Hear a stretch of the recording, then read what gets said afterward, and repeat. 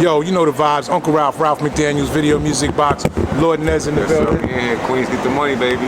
Shout out to Gully TV, man. Gully TV. How you say get your dribble right? Get your dribble right. Get your dribble right? Ah! Yeah.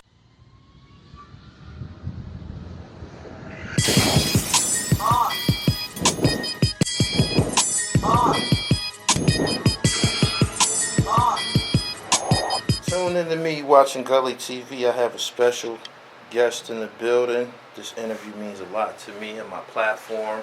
I've always spoken of being raised in the Nation of Islam, and I like to think that this brother's a part of the new nation who has made extreme impact in this hip-hop game, man. Y'all really putting out dope music. I wouldn't be able to if you didn't tell me what you stand on. Right. I would just think that you was a conventional MC. Yes, sir. You know what I'm saying? And you are. You know what I mean? But yes, sir. you building it, you know what I'm saying, with true knowledge yourself. So go ahead and introduce yourself, beloved. Salam to the peoples of the planet. This is our born right here, out of Money Earning Mount Vernon, New York. Muhammad's Mosque, number 7, the regional headquarters in New York City. I just like to extend the greetings and salute my brother Gully for having me on this interview. It's just a beautiful thing. I'm a huge fan of your works, beloved, and I'm honored to be sitting in your presence. Appreciate that. Very first question I want to ask you Yes, sir. is where were you at when Heavy D came out with that song and that video, Money Earning Mount Vernon? When he came out with Money Earning Mount Vernon, I was in the youth shelter. No, you in the youth shelter? I was in the youth shelter. Okay. Yeah. I really wanted to be there. Everybody was on 4th Avenue. That's where some of them were shot at Mount Vernon. 4th Avenue is a major spot on the south side where the stores was at that time in Harley Park. But yeah, I was in the youth shelter. Got jammed up in a little situation. I missed that. All right. Give me my viewers, a lot of whom are probably younger than us. Give them the history of hip hop in Mount Vernon, according to you. Hip hop in Mount Vernon. We had some incredible MCs from the B-boy era. We had crews like the Tango Boys, Eddie Rob and the Mob. And when I moved up to the south side of Mount Vernon, the hip hop on the south side was just so incredible. Those were the times for the block parties. And I was a young brother at that time, but I was just inspired to see the DJ and the MC work in unison and just do something incredible, and just to see the people galvanize together in the park, in the urban park, and just come together. Hip-hop was so incredible, especially when Hev came out. You know, Hev did something for the town. Heavy D put Mount Vernon on the map. Definitely. For a lot of people that didn't know, they thought Mount Vernon was upstate. And Mount Vernon is right next to the Bronx, right next to Yonkers, right next to New Rochelle. We're basically like the North Bronx, but we're in Westchester County. So when Hev did that, Hev made us feel like everybody that was a hip-hop artist could get on. If Hev got on, we could do it, but Hev was blessed. And may Allah be pleased with him. He did something incredible for the town. And I don't think it could be reduplicated for what he did. He represented the art form of Mount Vernon. He represented the culture. Mount Vernon is only 4.4 square miles, but Hev made it seem like we was a city in New York, a borough in New York. So big ups to Hev and the Myers family, D.O. and the rest of the family. All right. How long have you actually been an MC yourself? I've been an MC, I'm going to say, since the age of 14. Okay. So I would say about 30 years. So you went through a couple of transitions as an MC. Yes, I did. What was your first rap name? XL. XL. That was my first, and I got that because, like, you know, LL Cool J was that was my inspiration. When I saw L in Crush Groove, when he said box, right, I said, nah, this is it right here. And I guess on one of his songs he said something to beat XLs, and I took that name right there. Right. And that was XL. We did from XL, we transitioned into Aborn. Okay. All right. One of the things that I brought you here to talk about, I wanted to touch on this topic. I heard an interview on St. Lazar's channel, and it piqued my interest. He was speaking about a rap group called 7 Up. And the way that they was described, man, he was like, man, these dudes are so nice. And, you know, It was a collective of them, and I did time in the institutions, Right. and I happen to know some of the dopest MCs be in them institutions. A lot of them be stuck. Right. They gonna die there. You know what I'm saying? That's a fact. That's an actual fact. Tell my viewers about the group 7 Up. So 7 Up was formed in Caxsackie Correctional Facility in '92. So I'm gonna bring it up to speed. So I was in Marcy, and I had a battle, Marcy Correctional Facility. I had a battle with 2 MCs, and they kind of like jumped me in a mess hall, like lyrically. So there was this brother that tapped my shoulder. He said, "Yo, shorty, I got them," and that was Black Rob. And Black Rob came to my aid, and he destroyed both of them. At that time, the prison system was overpopulated. I was already in the dorm. Everybody that was just coming in was going to the gym. So I would say a couple of months later, Black Rob came to my dorm. And I happened to see Black Rob, and we met. He said, "Yo, at that time, Black Rob's name was RB Encore. Because his government name was Robert Ross. Right. May Allah be pleased with him. And he was like, he said, yo, shorty, yo, you got a good style, yo, you should keep writing." And I'm like, "Yo, listen, man, I'm trying to do this time and come home, and I ain't thinking about rhyme." But he said, "Nah, yo, you should think about it." With that being said, Black Rob was my mentor. And I have to humbly say that if it was not for Black Rob, I would not be rhyming. Black Rob would get me out my cube. We would go inside the phone booth. Anybody that was in the mediums, the phone booth was like your studio. Right. And Black Rob really made me hone in and nurture my craft. And Black Rob is the one that really got me up and running. So after that, something happened in the prison system. I got moved to Caxsackie, and I'm in reception, and I'm looking out into the yard. I could see the guards here building. I could see the Rastafarians. I could see the Sunnis. I could see the Latin Kings. But it was this one circle in particular where I see the heads bobbing. And I said, that's where the rappers is. So I said, as soon as I get off of Keep Lock and I get in population, I'm going out there. And I was telling everybody, I want to battle the best in here. So I got out there, and I got inside the cypher, and I destroyed them. And after that, one of the bros said, was like, "Yo, you should think about forming a crew with just the guards in here." And I was new in the jail, so I said, point the guards out. So I vetted all of the brothers, and it was 7 5%ers. It was myself, I took the name Thunder God on. And when I say Thunder God, I'm not talking about the Caucasian from the Marvel. I read a book of an African deity whose name was Shango. And he walked with the axe. He was the first Thunder God. So I said that represented me and my style. Because I felt when I spoke with lightning, and I had a boisterous thunder to my vocals. Then there was my brother Black Knowledge from Sumter, who was the rain god. Then there was the god Lord Duquan, the galactic gamified sword swinger. Then it was my brother Mecca, the metabolic mass murderer. Then it was my brother, the hurricane god Wise, who was actually my partner, the street deacon. Then we had Shamel, the roughneck sincere. We had Van Quan, who was the earthquake god. Hakim, the syllable tactician. Van Quan, he was a verbal X. And we formed 7 Up. And that 7 Up, not 7 Up like the soda, but 7 NUP would represent God's nation universal power.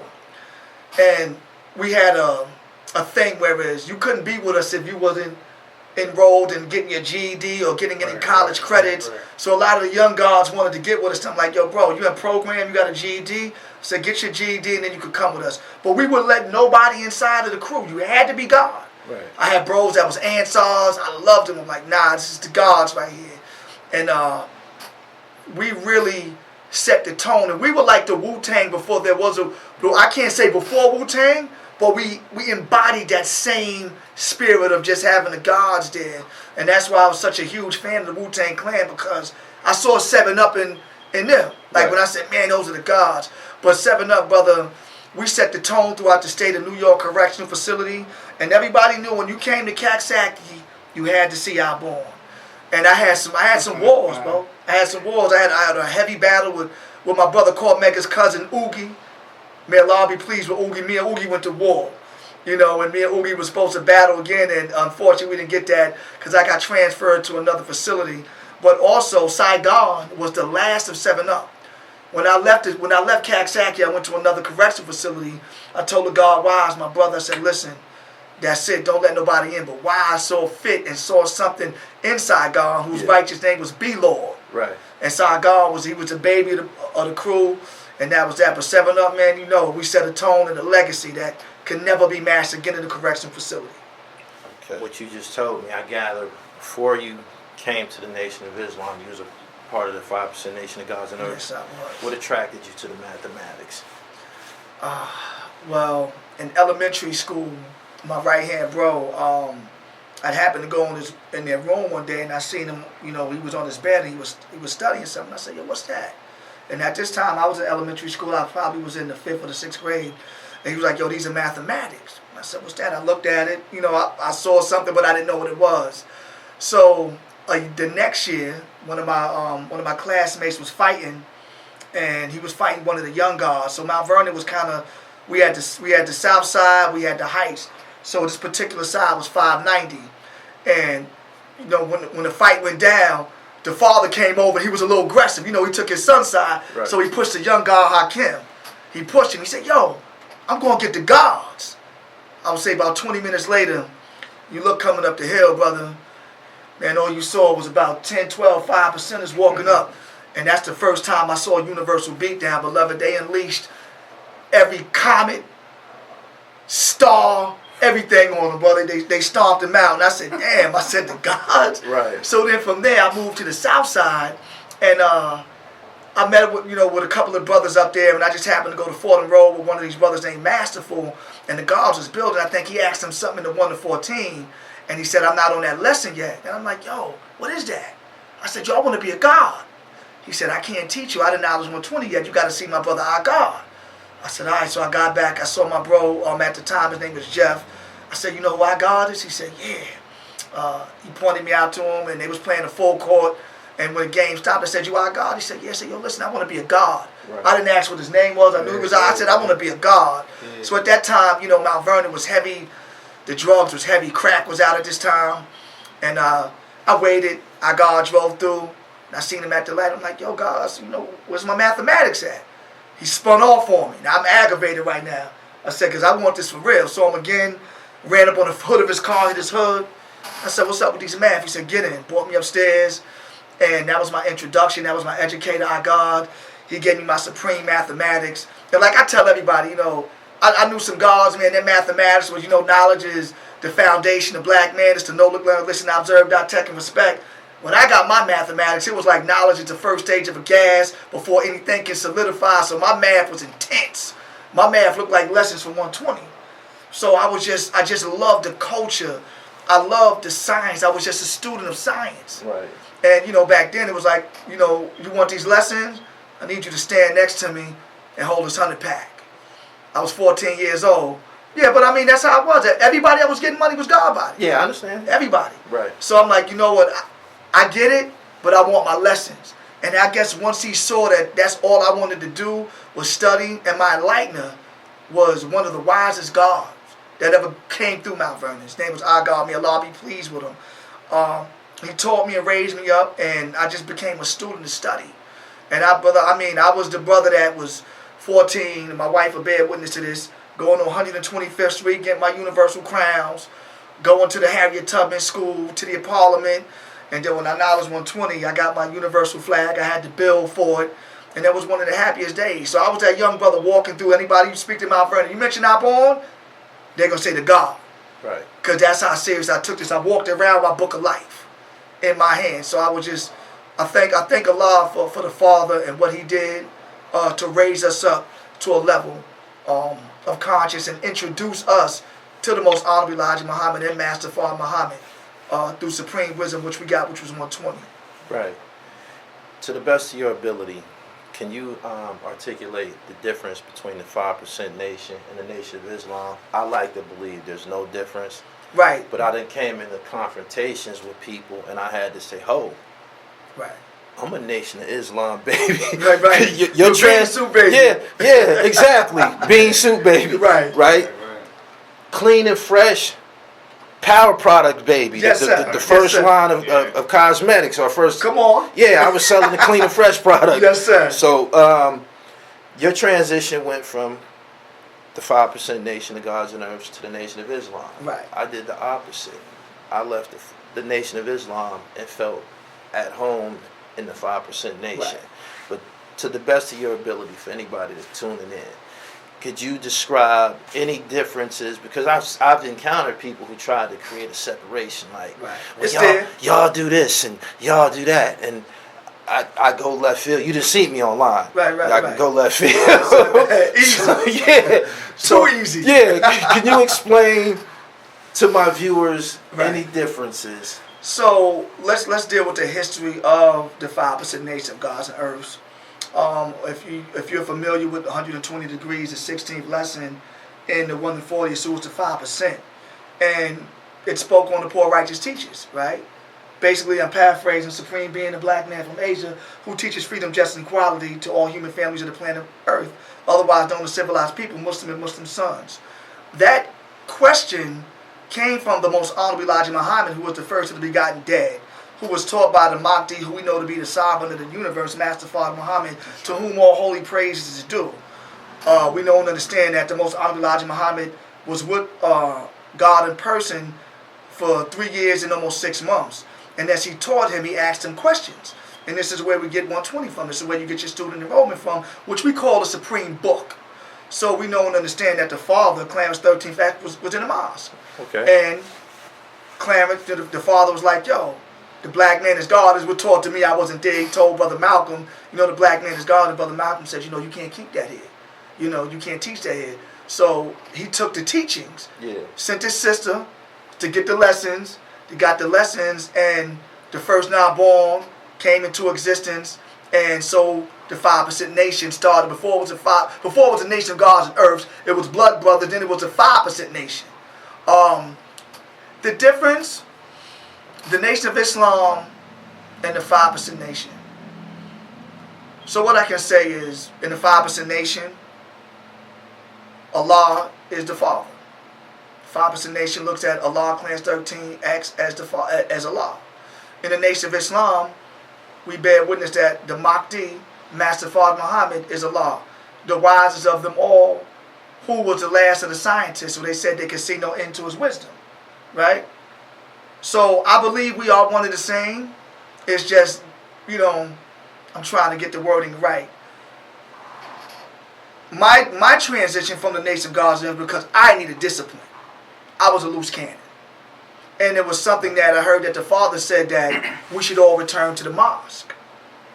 So that's what I wanted to do. I wanted to know who the most honorable Elijah Muhammad was. I wanted to know who Master So the father said that? Yes. I can't tell you where it came from. People need to know that. Yeah. So maybe it could have, and like, don't quote me on this, it could have came from one of the first 9 borns, but this is floating around. That the father, you know, it's like there's hadith in Islam. Yeah. It's like it's hadith in the 5% nation of gods and earth that come from the first 9 born who walk with the Father. Allah just. And wisdom was transferred down from God to God. But I did hear that at one time that the Father said that we should go back to the mosque. Some did, some didn't, some may not agree with what I'm saying. But do your research on that. So for our born, my personal preference was I wanted to go to the Nation of Islam. Now to go a little deeper, my uncle, Louis Muhammad, Louis X at the time, whose name is Alameen now, he was a lieutenant for Malcolm X. So when my father saw me studying and always talking about the most honorable Elijah Muhammad, he said, you need to go see your uncle. Your uncle know a thing or two. I went to go see my uncle, and I did not realize how rich the history was with my Uncle Louis. My Uncle Louis and the Honorable Minister Louis Farrakhan were friends. My uncle and my dad painted the Honorable Minister Louis Farrakhan's house. My Uncle Louis actually drove the first bus from New York to Chicago for the MUI and dropped it off there. And I didn't really believe this until I joined the nation. And my uncle said, I told my dad, I said, we're about to go on to detail and see the minister. He said, well, if you see the minister, he said, you tell him that, you know, me and your uncle, we sitting out love, we paint his house. I said, all right, whatever, Dad. I said, whatever. I ain't believe that. So we go out to Boston, and long story short, when it was over, I was with my brother Khalil, and the minister was walking with the E-team. For those that don't know, that's the attraction team. Those are the brothers that are the elite of the elite that protect the minister and make sure the minister's good. The brother said, you'll go say something to the Honorable Minister Louis Farrakhan. I said, no, sir. So it opened up, and it was just me and the minister. And I walked up and I was just like, if you saw the Malcolm X movie, you saw when Malcolm got out and he met the most honorable Elijah Muhammad, that's how I was with the minister. And the minister took my hand and I said, dear minister, I said, my father, Fred Taylor, and my uncle Lewis from New Rochelle send their love. And Joshua, the minister's son, may Allah be pleased with him. He went to break it up. He said, no, son, I got this. And the minister hugged me so tight and said, tell your father and your uncle I send my love. Such a powerful moment in my life to find out the connection with my uncle and the Honorable Minister Louis Farrakhan and the Nation of Islam. So, just to go back to the question, what you said, it's all on personal preference, but it's things that we do in the Nation of Islam that done the 5% Nation of Gods and Earth, and we got to be real. Right. Like in the Nation of Islam, we don't drink, we don't smoke weed, we don't smoke cigarettes. Our discipline factor is, the FOI, we're paramilitary, spiritual based. So we have a certain restrictive law that we abide by that the 5% Nation of Gods and Earths don't. The Nation of Gods and Earth, they have their own rules and regulations of what they do. So to me, are we all one and the same? Yes, because we come from the same teacher, the most honorable Elijah Muhammad, right? There wouldn't be a Nation of Gods and Earth That's what I try if to there was stress not to people. for the most honorable Elijah Muhammad. Realize this, right? When Master Fard Muhammad asked him, who were the 5%? That wisdom that came from the most honorable Elijah Muhammad that was given to him by God in person, he answered that question on who the 5% is. Brother Clarence, the father, saw fit to take these teachings and start something that was great. So I'm going to keep it 100. At a time when the nation fell, the 5% Nation of Gods and Earths kept Islam alive. And I salute the nation of Gods and Earths. The gods was on, brother, everywhere you went, there was a cipher. In every borough, there was a cipher across the world. And that was all due to what the Father did. So we cannot deny the Father's greatness in what he did. If I never studied under the Father, I wouldn't know who the most honorable Elijah Muhammad was. So I salute the Father in everything that he did. Right. I love the Father for what he did. Absolutely. But I don't, like I said, it's a personal preference. It's just things that we do in the Nation of Islam that the 5% Nation doesn't do. Some things the 5% Nation don't bear witness to what we bear witness to. Right. But it all comes from the same tree, brother. Right. And that's the most honorable Elijah Muhammad, who was the first of the begotten dead, the first FOI. I had to remind a brother that a nigga thought he was going to confront me about my chain, man. Universal flag. Yeah, I went left field. Niggas, you crazy. Right. So, yeah, I appreciate that clarity on that. Yes, I'm pretty sir. sure Yes, a lot of people will get a lot out of Yes, that. sir. Let's go into this fitness thing for a minute. Right. When I first met you at Ghostface Killer's birthday party, I didn't know whether you was security or what. Like, straight up, you know what I'm saying? Like, Yes, you wasn't drinking, you wasn't smoking. Right. The fruit got a way of standing out, glowing. You know Yes, what I'm sir. saying? Praise You was be to on it, Allah. man. You had your shoulders all big. So tell me, give me some history on your thing with fitness and this thug workout that was made popular by the Rough Riders brand. Right. So, when I was incarcerated, I saw a brother from Queens, Green-Eyed Un. I saw him do some pull-ups that I haven't seen done before. It wasn't your old traditional pull-ups. It wasn't the wide body, straight like this. And he did this, but he took it to another level. So he put me on and taught me how to, shall I say, defy gravity or the laws of physics to move in a certain way on the bar. I took what he taught me and I developed my own skill set. I became a monster on the pull-up bar. So when I came home, Mount Vernon is a workout city. It's a workout town. Everybody in Mount Vernon wanted to work out. Me and my brother 2-5, Deuce Nickel, may Allah be pleased with 2-5. We used to work out in this park called the Cool Out Park that was in front of the projects. And a lot of the brothers used to come in there, and 5 would always tell me, yo, do this, go to the waist, or do this or do that. And on this one particular day, as I tell a story all the time, we was in 4th Street Park. That 4th Street Park is the iconic park. And Heavy D used to do some incredible rucker-type basketball games in this park, brought a lot of celebrities to this park. So this particular day, if you know how a gated fence is, you know when you were little, you climbed the gated fence gully, and at the top you just had the bar that supported the gate. So when we was in the park, man, and 25 said, yo, he said, I'm born, yo, go up there and do that. And I'm like, nah, I really don't want to do that. So I went up, and I went side to side on him. Boom. Hit him with it, right? Boom. This move I called it the collect call. Some may call it the typewriter, but it was a collect call. I know it as the typewriter. Right, I called it the collect call. Okay. So when I did that, one of the brothers, I want to give him his due. His name is Dirty Doug Knox. He was like, yo, Rough Riders is shooting a DVD. He said, you want to get on it? I said, absolutely. So I got on this DVD, and at this time, if you saw me on there, I had on real estate greens. Those were not Dickies from Odell's. Those were certified core craft state green from a prison system that I got from one of my brothers who was on work release. And I actually put those greens on because 25 was like, you know, we don't got to glorify prison to work out. And, you know, I kind of took that to offense because me and Five was in youth shelter together. Right. So this workout thing to me started in there. Okay. So I put the greens on, and as you see, if you go to Thug Workout, you saw me do what I'm going to call self-autodidact, self-taught moves, where I went side to side, and I incorporated leg movement, as they call it, the running man. Yeah. So if you see this, and I said this in Thug Workout, if you see the following moves done anywhere in the wilderness of North America, it is forgery. I am the author and the inventor. Right. So I'm going to leave that there, beloved. So when you see these moves with brothers going side to side, and you see the leg movement, running on the bar, reversing, going backwards, yes. And to add on with that, I've been blessed to have my own TV show based on motivation, inspiration, and calisthenics called Bar Genesis.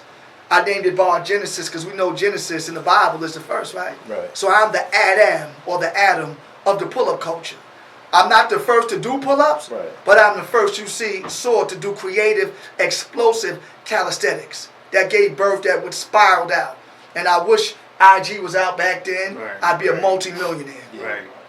Give me some names of some of the most gifted pull-up, the guys that you've been on the bar with. I know of Giant. I probably could think of some others that was on some of the content I seen with the Rough Riders, but go ahead, name drop, please. The powerful ones: Hannibal, Zeph, Doc from Team Wingate, Beast Mode Community, True Beast, Beast himself, my brother Technician, Perfect Mistake, my brother Black Ninja, my brother Transformer. These are powerful pull-up icons. My Latino brothers from Bar Stars, they get busy. My brother Q France. My brother, I want to mess his name up. I'm drawing a blank right now, but he's on my heart. My brother Rip Right. Rip Right is a problem. In the Rip community, a problem. These are some very powerful brothers. I know some real, like I said, me and Giant worked out together. Okay. I did a lot of work with the bartenders. I got to keep it 100, because I left the pull-up world for a minute. Right. Life got real. Right. I did what I did. I gave birth to something. And a funny story, me and Giant had a problem. Giant actually went on Sub-Zero because of what I said on the Thug Workout. I told anybody, I said, I'll battle anybody. I used some derogatory, foul language that I can't say right now, but I basically said I battle anybody, whoever want to come get it. Giant went on the Sub-Zero video and said, to that brother I born. When he said that, the whole Mount Vernon was like, yo, bro, what we doing? We going to Harlem? I'm like, nah. So I wound up getting Giant's phone number, and I called him, and it went like this. He said, who's this? I said, yo, this is our born. Before he get anything out, I went in. I said, yo, let's battle. Let's do this for 10,000. Now, I got to admit, when I saw Giant was doing something, I said, yo, this brother's a problem. But I said, give me 3 months, and I get right back into it. So, me and Giant, then Giant got back on Sub-Zero again. And said to that brother I born, I don't like your character. I never want to battle you. Long story short, me and Giant linked up. And Giant was responsible for introducing me reintroducing me back to the pull-up culture. Okay. Because I was lost. I didn't know who was who, but Giant introduced me to a lot of the pull-up culture and the pull-up community. That got me back reacclimated with that world. That's what's up. I appreciate the information. My platform, of course, is hip hop, sports, and fashion. I felt organic still. I knew when we embraced that the ghost phase, Yeah. I said, nah, Gully's working with something. Yeah. I know you know, whether it was weights or calisthenics, but I can see you got that mesomorph type frame Right. where you got to find balance between both. Definitely. Athlete all my life. Yes, Can't sir. let it go, man. I'm stuck on it. Right. You know what I'm saying? Yeah, shout out to everybody, the bartenders and everybody who brought that and spread that information to the community, because once it hit the DVD circuit, Right. everybody got on it, and it's become a part of hip hop culture actually. Absolutely. Hear, Hip hop culture is hear people global. rap about it, all of that. Right. You know what I'm saying? And shout out to Black Rob. I love Black Rob. I worked with him, and he was real passionate. So I know how he made you feel when he stepped to you about the craft. Tell me about this encounter that you had with KRS-One that led to you having a record deal with Right. Warner.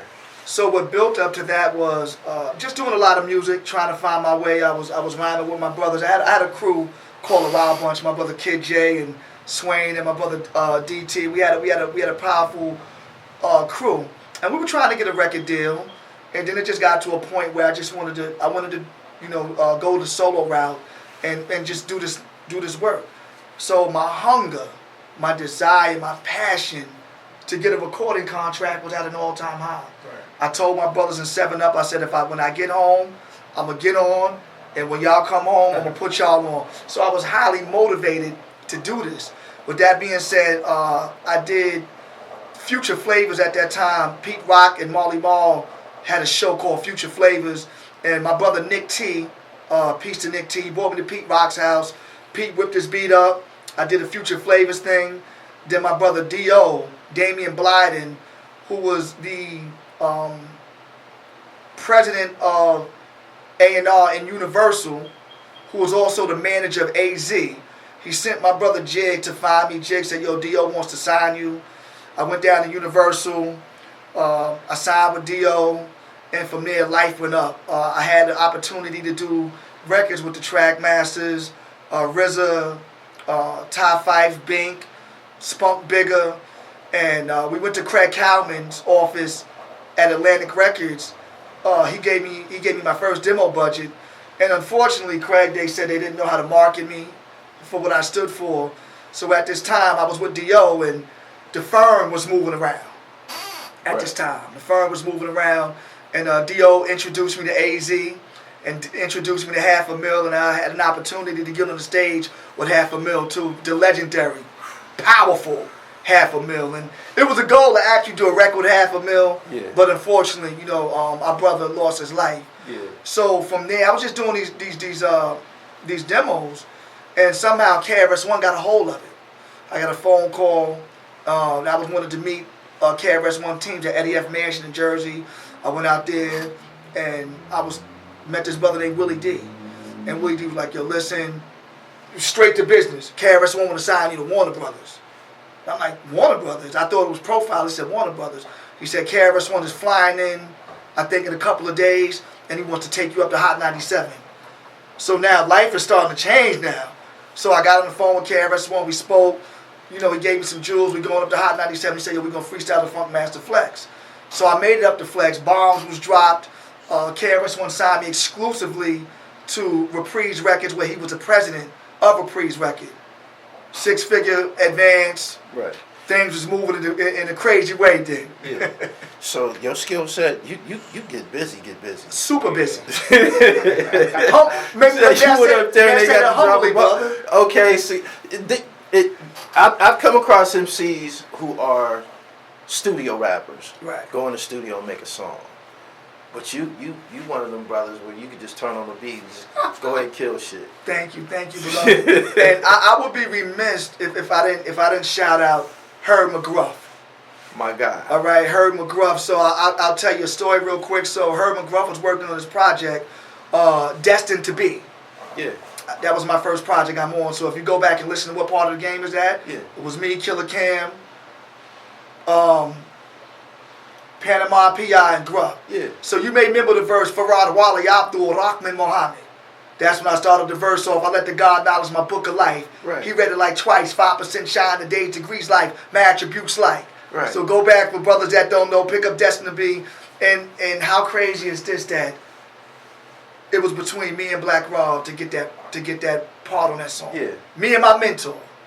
And it was a back and forth thing, you know, because at that time, Hev had almost put the whole Bad Boy on McGruff's album. You had the Locks on there, you had Mace on there, and, you know, to get Black Rob, I think, you know, I don't want to, you know, the owner Bad Boy at that time, we know who he is, he wanted a lot of money, and Hev was like, yo, why we gonna pay pay all this money for Black Rob? Not saying he's not worth it, and we got our born right here. Right. And that was my first big record right there. When I encountered you I met you at Ghostface's party, and then I encountered you a little bit later on Instagram. I thought you was a nigga trying to get on, man. You highly decorated veteran, man. Crazy. Why am I just now meeting you? I've been out here for 18, 19 years running around with this camera, man. How did we miss each other? It had to have been the bow tie that attracted us. I mean, yes. I don't know how I had Destined to Be. I had that CD. Right. And you naming these guys, man, like, you got a rap sheet. You got a musical rap sheet. Yeah, brother, you know, and I'm blessed, and all praises due to Allah. Like, I had the opportunity to be around some, like I said, when the Firm was doing that album, you know, after the Phone Tap video, I was there for all that. Right. You know, I've been inside a room with Nas, and I had the opportunity to be around that type of energy right there. With AZ working on, you know, his album, because like I said, we had kind of like the same manager. D.O. was responsible for AZ's first project. Yeah. Damian Blyden, big up to D.O. And, you know, like I said, even with that, you know, I was on another big record. Well, it's a freestyle. If you do the history, it was called New York Freestyle. It was myself, Big L, CL Smooth, and McGruff. Right. And, you know, this wasn't one thing where Big L did his verse. Like, I was literally in the studio with Big L. Yeah. And Big L dropped some serious jewels on me, and may Allah be pleased with Big L. Very knowledgeable, one of the dopest MCs that like ever walked the planet. Right. And Big L dropped something heavy on me one time. And I tell everybody the story after we did the freestyle. You know, we gotta keep it real, right? At this particular time, I smoked weed. Right. I was a heavy weed smoker. Right. And there was a spot called Smiley's on 140th.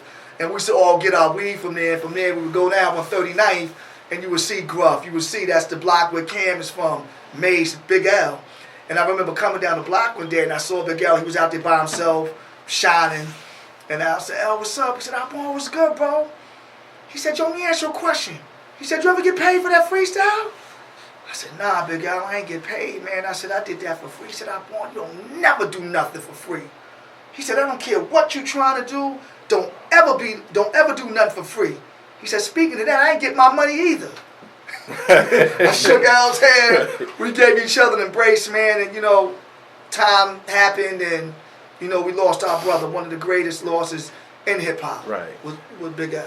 Speaking of one of the greatest losses in hip hop, tell me what it was like building with Half a Mil. Half a Mil was one of the first rappers who consistently made me need resource guides. I needed a thesaurus, encyclopedias, dictionaries, a whole bunch. I needed a whole bunch of support to like digest what the hell he was saying. Half a Mil's wordplay was incredible. We know Half a Mil was God body and the 5% nation, gods and earths. And like I said, I met Half a Mil through AZ and D.O. And I guess one night they were having a show in Jersey. We went to go pick A up, and we went to the show, and I had the opportunity to grace the stage with Half a Mil and AZ, and everybody was like, "Yo, if you and Half a Mil do a record together, it would be a problem." I mean, what did he say? Flying saucer in Kaiser with the flying saucer. Kaiser Sosa intention, gliding in the Hummer with the flying saucer engine. Willied out. Yeah. You know, Project Amin Ra. Yeah. Yo, so Half a Mil was so deep, and I think that because of our affiliation with the 5% nature, gods and earths, the way that Half a Mil put his words together and dropped seeds in there, like you would really hear the record back then, hear the record right now, like, damn, I missed that? That happens to me often. Like I missed what he said. Yeah. Like $500,000. If he would have got that record out, that album out, Right. $500,000 would probably be in everybody's top 5. Yeah. Easily. He's my favorite rapper. Now Yeah. $500,000 was a Yeah. Rest in peace to him, man. I never met him. I met his family, but Right. he's somebody who he kind of fused this fly guy intelligent thing, Absolutely. and it made it like fashionable to me. I believe that's what just had me stuck on him. You know what I mean? And I never met him. Just Right. this is all off wordplay and philosophies. You know what I'm saying, that I picked up from his music. A lot of MCs that heard $500,000 got something from $500,000. Yeah. I don't care if you was on already, you were established. When you heard half, you was on. Right. Tell me about we have to if we talking Mount Vernon, we of course have to mention Sean Combs. Did you have any encounters? You grew up there. They say that he's a native of Mount Vernon. Any interactions with Diddy? Do you know him? Anything like that? Yeah, so let's be clear. Like he's definitely from Harlem. Okay. He moved there, I believe, maybe sometime in high school. I believe he went to Mount St. Michael's High School. That's on the borderline of the Bronx and Mount Vernon. It's like a private school, really good school. My first interaction was my brother Walt G. Used to do work with Puff's mother, Miss Combs, Janice Combs. We call her Mama Combs, beautiful woman, and he wanted me to do a talent show with Miss Combs. I did the talent show with Miss Combs. It was good. So then I had another brother named Mike Daddy. Mike Daddy used to cut Puff's hair. So at this particular time, I had did a freestyle, and it kind of went viral back then in the '90s. So he was like, "Yo, I'm gonna bring you down to Puff. You know, I'm gonna try to get you signed with Puff," and he kept his word. We went down to Daddy's house. I had some demos, and back then they were on the tape, and it wasn't the best quality. It was on TDK tape. Sat down with Puff, and everybody tell you the same Puff. You could think you got the best record in the world, and the streets of love it, and Puff at that time was just showing no movement. But then he was like, yo, it's good, but I need to get it on a better quality tape. Right. And after that, I think that was around the time when Big had transitioned, and it never happened. But that was my encounter with Puff. Matter of fact, I saw him at 4th Street Park one time, and I walked up to him. I'm like, "Yo, I don't know if you remember me, man," but I said, I did some work with your mother. She did a talent show. Of course, he acted like he didn't care. Yeah. It is what it is. Right. But that was the only interaction that I had with Puff. Okay. But he's not a real Mount Vernon native like that. Got it. Mount Vernon and Yonkers is next door to each other? Yes, correct? Any DMX encounters? Yeah, X. So Let's talk about the Dark Man. Yo, X, one of the greatest MCs that has ever walked this planet. I'll tell you a funny story. So we was in Valhalla. Valhalla is a jail where anybody from Westchester, we go there like anybody from the Five Boroughs goes to Rikers Island. We go to Valhalla. And on this particular day, X got locked up. We all in the minor block. And X was rhyming for cigarettes. And, because back then, he smoked. So at this particular time, everybody was giving him cools. I can literally tell you, I heard Sesame Street, where he's talking about Big Bird on crack. I heard Spellbound before there was a K Solo. For real? I heard it with my own ears. Yeah. Okay, I'm telling you this. Because now, when X left Valhalla, he went to Long Island. Now, guess where? That's where he met him. So before he even went to there for that charge, he said that. He also had this other rhyme, and I told my son this. And X was one of the first artists that I would see. He could do a beat and rhyme at the same time. And he was doing it one night, right? And he got to this part of this rhyme, and the only thing I can remember, he took the part from Michael Jackson, he said something, he's like, "You're just another part of me." And I'm like, yo. Like, DMX was like the first rapper our age that I said was radio label material. Yeah. Label material. So going forward, X had a couple of money. So I was in this minor block for a minute. So in this particular time, Little Wolf, may Allah be pleased with him, Big Wolf's brother was in Valhalla. So I was the porter. You know when you the Wolf porter. Jones. Yeah, Wolf. Okay. You know Diddy's- Big Wolf. Diddy's That was Puff's bodyguard. Yeah. His younger brother, we called him Little Wolf. Little Wolf. Got it. Looked just like him. You know that was my man. So DMX was up in this thing called the civil cells. So it was so overpopulated that they had to put him up on another floor in 3 West. So this particular time I was in the law library building with the guards. So I was on my way back to the cell block, and my man Rob Mel hit the window. He said, "Yo," he said, somebody got me." And I'm like, "What you mean they got you?" He said, "Yo, all my clothes is going out of my cell." I'm like, "How was that?" So funny story. So Wolf got DMX to come down, went to the cell block. So now you had it was A side and B side. I was on the B side. So when I walk over there and I'm saying to myself, I'm like, "Yo, why is X over here? Why is Wolf over here?" I'm like, "You on that side? Why he's not on your side?" You know, I'm a street dude, so I put 2 and 2 together. I walk past all the cells, and now X is looking at me. I'm looking at X. Wolf looking at me. I'm looking at Wolf. I go to my man's cell. It was cleaned out. Nothing. So I'm sitting there. I go inside the shower room. I'm looking. They're looking at me. We still look. Nobody's really saying much of nothing. Right. So the garbage was right there. Big garbage. Very, very small how they did this.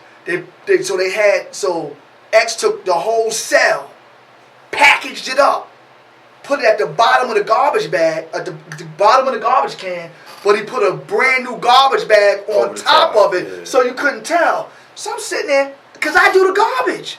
And I know it wasn't time for the garbage to be changed. So I'm looking at both of them. What we doing, y'all? I picked my mans up, you know what I mean? Yo, CO cracked 2 cell, and I threw his thing in there. And I think that really pissed X off. You know what I mean? Because guess what? That was going out to the world. Yeah. We teenagers though. Yeah. You know what I mean? So that that was a real funny story. And then to see X get on and do what he did, man, was incredible. Was it shocking? It was, because I mean we know what was going on, but his talent was so incredible. The only person in prison that I compared him with was Black Rob. Yeah. Those 2 brothers at that time was at an elite, optimal level that I've never heard anything. When I was with Black Rob, if you go to his what's it, Life Stories? Yeah. You know the song Jasmine? I love that song. He wrote that song when we was in the same dorm. That's how old Jasmine is. Wow. On every bone in my body, he wrote Jasmine in Marcy Correctional Facility in C dorm.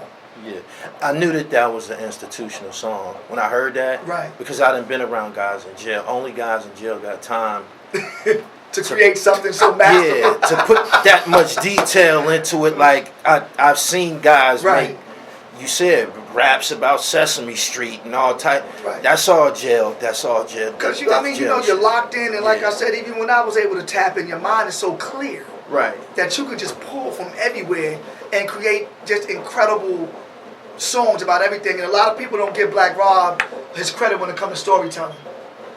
I've heard some serious rhymes. He'd make you cry. Now, be all with the truth.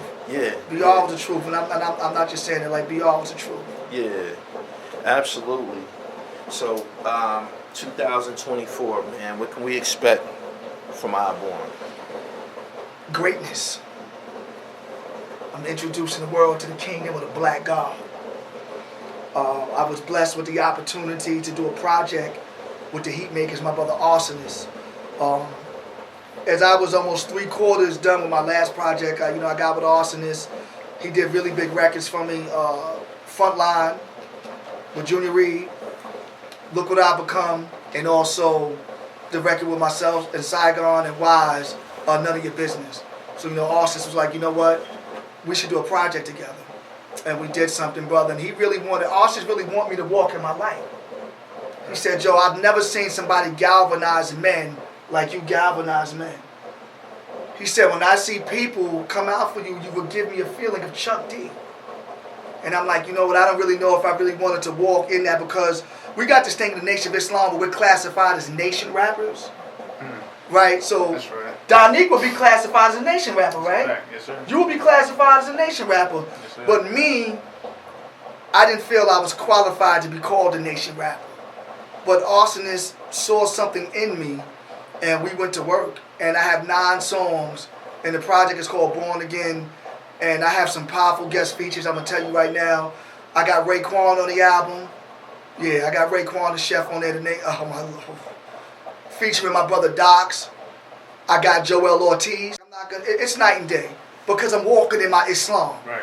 But I'm doing it in a manner where I'm not preachy. Right. I'm still giving you cutting edge of a fine balance with street and Islam. Yes, sir. Because you know, Yes, sir. in this walk, if we're too preachy, Right. nobody want to hear that. I need you to run that guest list, the features. That was just powerful. I think run it by me again, please. So once again, I have a song called The Initiated featuring Raekwon from the legendary Wu-Tang Clan. And how dope is this? That on my first project, I worked with Ghostface Killer. To be able to work with 2 brothers from the Wu-Tang Clan, we talking about Chef Elites. and Ghost, Yeah. right? Joel Ortiz, one of the hardest lyricists, Dr. Dre, Eminem, Slaughterhouse. Yeah. And let me tell you something about Joel Ortiz while I have this opportunity to say something. Joel was so influential in giving me guidance in this new dispensation of how to make records. Because I'm from the 316, 4-bar hook era. You know, so Joel said, nah, bro. You know, just do it like this and do it like that. So he opened my mind up to different things, brother. And I have a song, also, let me get back, Jim Jones, called The Light, featuring Angel Hill. Brother, these records is powerful. And everybody know the Heat Makers. We talking a man that sold more than 30 million records. We're talking responsible for Dipset and so many other artists that he tailor-made this project for me. Born Again, and with the first single is Executive Council, featuring Ashe, Karan, and Danique. And brother, when you see this, brother, it's a masterpiece. Sounds like it. Yes. Let me ask you this. I've said this on my platform. Why is Jim Jones a necessary ingredient on a hip-hop project coming from New York? I noticed this repeatedly. He just was on Ghostface album, the most recent one. Right. And I tell people, they don't have to agree with me. If you make a Mount Rushmore of New York City rappers from the last 20 years, Jimmy's going to be on there. Well, one thing I tell you about Jim, I mean, not only Jim's connection to the Heat Makers, I had the opportunity, we did a big concert in Mount Vernon called City Fest, and Jim came up and performed for me. I brought Jim out on stage. I was introduced to Jim by the God Wise. I mean, I knew of his work from Dipset and his other projects that he did, but my bro said, yo, listen to El Capo. He said, have you heard El Capo? Yeah. And I was like, now, Cypher, I didn't hear El Capo. Right. He said, God, tap into that. And I put that on from start to finish. And not only the way that, Arsonist tailor-made the beat, but to hear Jim in the zone, in the writing zone. And right now, that project right now is probably at almost 180 million streams worldwide. Yeah. Very, very big project, man. And like, yo, Jimmy is just so New York. He's Harlem, like, you know. Jim is Jim. You know, and just Jim brings a certain ingredient to something, a certain flamboyant Harlem nature, and he got it. He got it. Some guys got it, man. You know, and on top of that, let me say something, man. Jim loved the Honorable Minister Louis Farrakhan and the Nation of Islam. Right. Let's be clear with that. Right. You know, so Jimmy is he's a sympathizer. He's a good brother, man. He's a solid brother. Looking forward to hearing this project that you have coming. I'm looking forward to hearing more from you. But quickly, before we get up out of here, tell me about this magazine right here. And so this magazine, you're appearing on the cover. That's a great look right there. YKTV. And I need one of them bucket hats. Brother, you see that? let me tell you, this bucket hat was done by my brother Fachetti, my brother Sonny from Mount Vernon. He's my stylist. Okay. And when he puts it on, he puts it on. So Sonny did that. But this book right here, this YKTV, this is like the #1 magazine in prison. These books are all over the feds, everywhere, the state of New York. I got connected to put my story in here. The Fly Guard was in here. What's our brother from Buffalo? West Side Gun. West Side Gun. Yeah. You know, so we got just a full layout. It just goes through my whole life, through hip hop and everything. Shows just my travel and everything. Right. So YKTV, and that's just for my brother Gully right here, man. Right. I was in the dark, man, about a lot of the you got dimensions. I was in the dark, man. You cheated me. You were supposed to be on my album. You were supposed to be on Pillmatic when I saw you drop that, I said, all right, and I saw a Kill on there, and I saw a couple of other bros. But guess what, though, bro? I thought you was a bartender, man, in the Nation of Islam guy trying to rap. Nah. You a rapper, man. You a real rapper. Yes, sir. Yeah, you was supposed to be on my project, man. That would have been great. Inshallah, I'm on the next one, right? 100%. 100%. Donique was on my first one, man. Yeah. So I grew up in the Nation, man. I grew up in the Nation, man. I grew up in the old Nation. Right. And I feel that they was a lot more aggressive back then, assertive. Yes, sir. Right? And I don't always agree with the present day Nation. And I get frustrated sometimes about how the public receive them now. Right. There's things that's said now that people wouldn't dare say back then. Right. You know what I'm saying? And I'm just elated, man, that you representing. I didn't know Donique. I interviewed him a couple of years ago. Right. And I'm who I am, man, but I'm always 100% support what's going on in the Nation, even though I ain't rocking the bow tie no more. I did rock it. You know what I'm saying? Right. I did rock it. Right. So I just have to say this before we get up off of here. When I met Chaz Williams, it was always something about him, right? Chaz Williams from Black Hand Entertainment. He's moved on to the Essence. He's passed away. Okay. He was a gangster from Queens and a prolific bank robber. Right? Right. And it was something about him. Yeah, he's super bank robber. Right. Something about him, I couldn't put my finger on it, man. It just was something, right? And then one day I looked on Instagram and he had on the Fruit of Islam, top to bottom, the hat, everything, and I said, I knew it! I knew it! Yes, sir. I knew it, man. So I thought you would know who Chaz was. I'm gonna put you down with him so you familiar with who I'm talking about. He done passed away. Okay. But that strength, man, that militancy, that blackness, man, is unmistakable, man. Well, you know, not to cut your wisdom, beloved, but let me say this, right? So the FOI, the Fruit of Islam. We're talking about powerful, dignified, upright black men who love their community, who love the most honorable Elijah Muhammad, who is the eternal leader of the Nation of Islam, and who love the Honorable Minister Louis Farrakhan. We are soldiers for Muhammad. Right. We are rebranding, and we are coming back out more power. We never disappeared, but you're going to see us at a high rate in every city. Everywhere you turn around, it's going to be Bowtie City. Sure. And as I said in my rhyme, The Initiated, right? What did I say? I said, fearlessness sounds like insanity to a coward. For the initiated, those who hold power. I heard y'all was looking for me, but couldn't find me. I'm in a hood near you with 1,000 bow ties behind me. Moving like the Black Rob move, you know how I do. Flawless, undeniable, come marvel at my gospel. But I'll let y'all pick that up on Born Again. The Initiated featuring Raekwon. FOI forever. No That's doubt. right. That's right.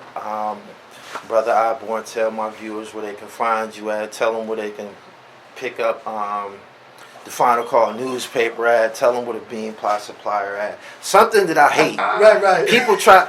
I'm from Pennsylvania. I did time with the Philly guys. They Sunni heavy over there, right?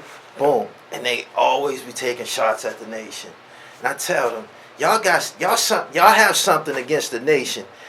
Everything is wrong with the Nation, but y'all stole that bean pie. Y'all stole that bean pie. That belongs to the Nation. Everything else they find fault, but they took the bean pie and ran with it, man. Well, you know what to say about that. What did the most honorable Elijah Muhammad say? Right? He said, you never condemn a dirty glass of water. Right. You put a clean glass next to it. Right? That's right. So let's be clear with that, right?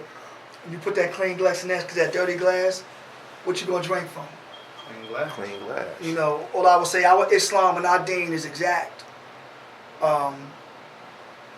We were taught by God in person, the Mahdi, the wisest of all, who governs the wheel, who's on the wheel, with the exalted risen Christ, who is now Mahdi at his side, who controls all the weather. Whether you believe it or not, we believe it.